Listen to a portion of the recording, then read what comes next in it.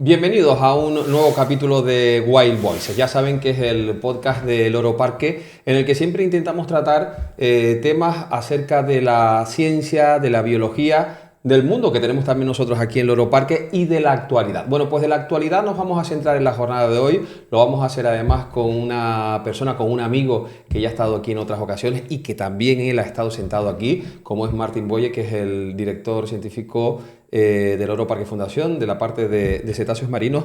Pero vamos a hablar de un tema o de varios temas que tienen un sentido común y que es de la actualidad. Miren, en las últimas semanas, dos noticias muy distintas, pero estrechamente vinculadas, han puesto la gestión de los cetáceos en el centro del debate público. Ya saben que en Francia, en Marineland, un parque acuático cerrado de hace ya más de un año y medio, no solo hay dos orcas, que son las famosas wiki queijo, sino que también hay delfines. Bueno, pues esos delfines han comenzado a ser transportados a otros parques, igual que unas belugas desde Canadá también a Estados Unidos. Todo eso con un problema también muy complicado, ya lo saben, desde la parte política, pero hoy nos queremos centrar más en lo que significa el transporte, la garantía de seguridad y lo que significa también para los animales, unos animales tan grandes, el transporte de un parque a otro. Y todo eso hoy lo vamos a entender perfectamente con Martin. Martin, welcome. Thank you for the invitation. Another time here in Wild Voices. I'm speaking about these dolphins and this beluga and transported. How is the cetacean transported? Who is involved in this type of operation? Trainers, vet, technicians, a lot of people. Yeah, it's operations that are very large, they are complex, but they are very well known. We know how to transport the animal. Animals move from one zoo to the others. It's true for a lion, it's true for a camel, it's true also for dolphins and belugas. Mm-hmm. So we know how to transport these animals, but it has to be planned by experts. So first you need to be sure that the animal is doing well, that the health is okay, that he is not, a little bit tired or not in good shape.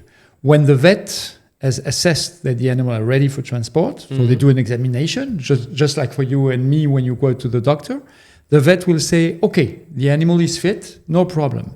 Then you have all the trainers, the people who know the animals, will ask the trainers in advance to learn how to go in a stretcher.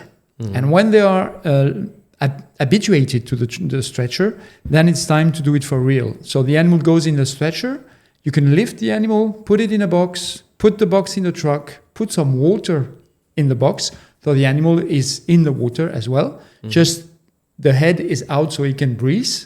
And then you can go to the airport or to another zoo if the distance is not too long. For those two stories, the belugas and the dolphin, it's by plane. So you go by plane. It's more complicated, or it's not more complicated. It's longer. So you go in the plane with the trainers, with the vet to control that the animal is okay, and then you can even feed the animal if they need. You check if they vocalize. So when you have several animals in the same plane, they can discuss with each other, so it's good for them. And then you land in the country of destination, and you do all the opposite. You take the box out, you take the water out, you take the box out of the plane. You put the box in a truck, the truck goes to a zoo, and from there you take the box out, the animal in the stretcher, and with the stretcher you go to the pool, and then you put the animal back in the water with the trainer he knows. And then you habituate the animal to the new environment. So when you know everything that needs to be done, you do it properly, it's really easy. It's very secure. It's very secure. In both of these cases, in Maryland and in the Canada, it's very secure. And the animals now are in the other parks. Yes, for Maryland Antibes, 8 of the 12 dolphins arrived in a park in Spain, in Malaga, Selvo Marino. And then for the beluga, some of them went in North American zoos, and there are still some animals that are waiting for transport there. But Martin, I know this is very complicated, talking about this, but it's easy to find a home for these animals. Yes and no. Until now, the movement of animals is under the responsibility of a specialist. So you have programs of exchange. The animals are moved from one place to the other without any commercial value. They are not sold. They are not bought by the zoos. They are transported in the interest of the animals to build nice social groups.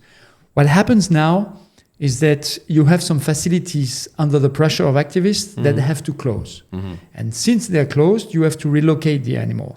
And now it's complicated because the only thing the activists achieved doing this was to reduce the amount of space available for the whole group of dolphins or beluga. And what we see is when help is needed, other zoos are saying, okay, we can help. But at some point, the space will be limited. So we have to be very careful.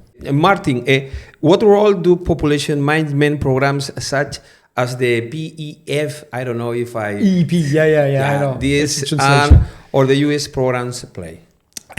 We have animals in many different zoos. We know everything about the dolphin population in Europe or in America. The same for the beluga. We know who are the parents, we know where they were born, in which zoo.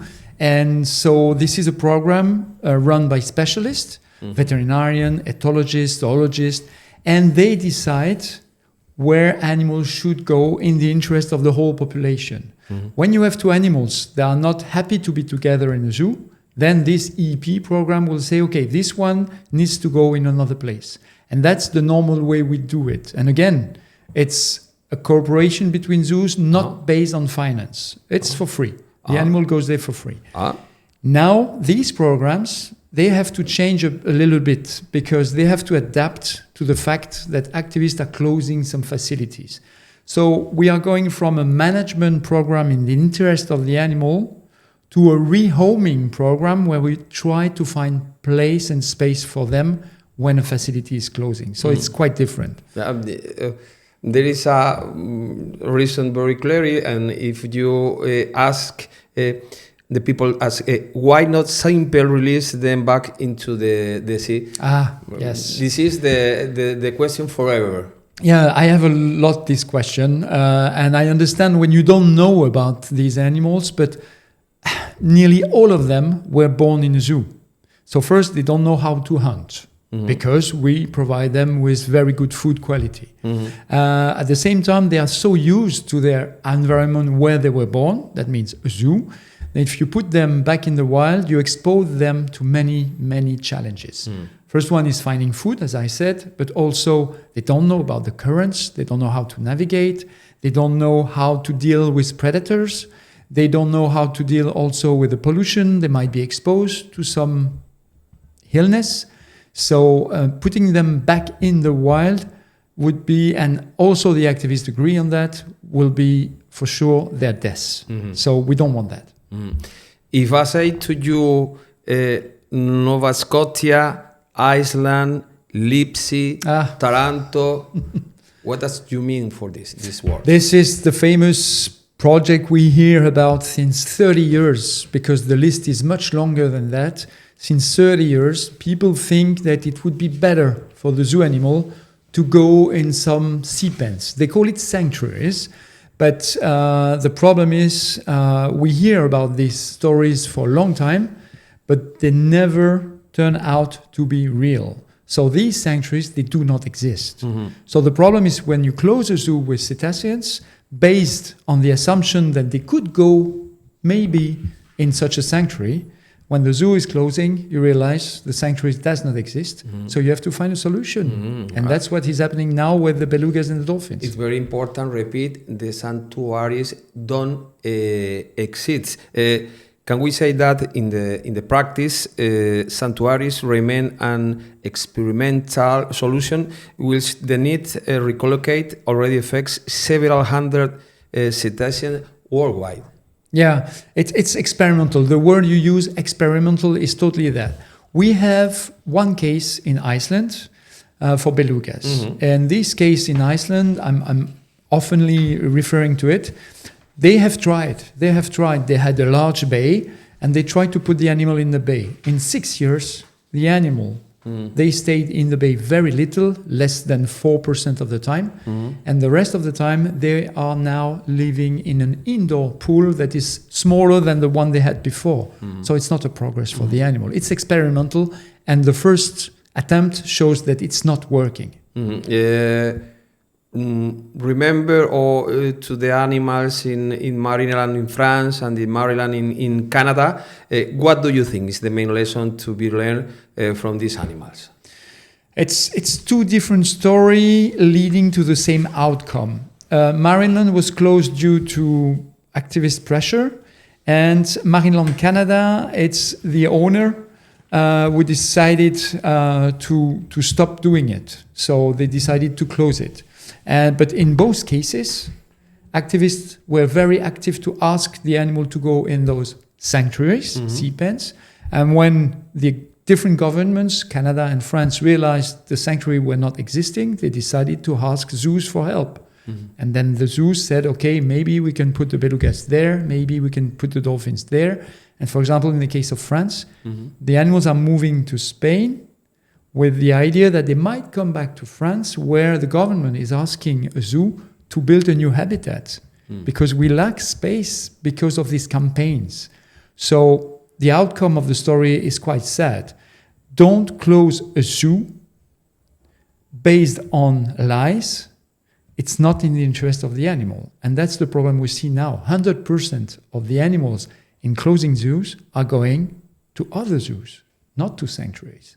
So we have to think wisely in the interest of the animal, using an objective way to assess the welfare of the animal. We have to think about the animal, not being, I am right, you are wrong, human discussions. We have to think with science objectively to help these animals. Martin Böye, thank you very much. Thank you, Raúl.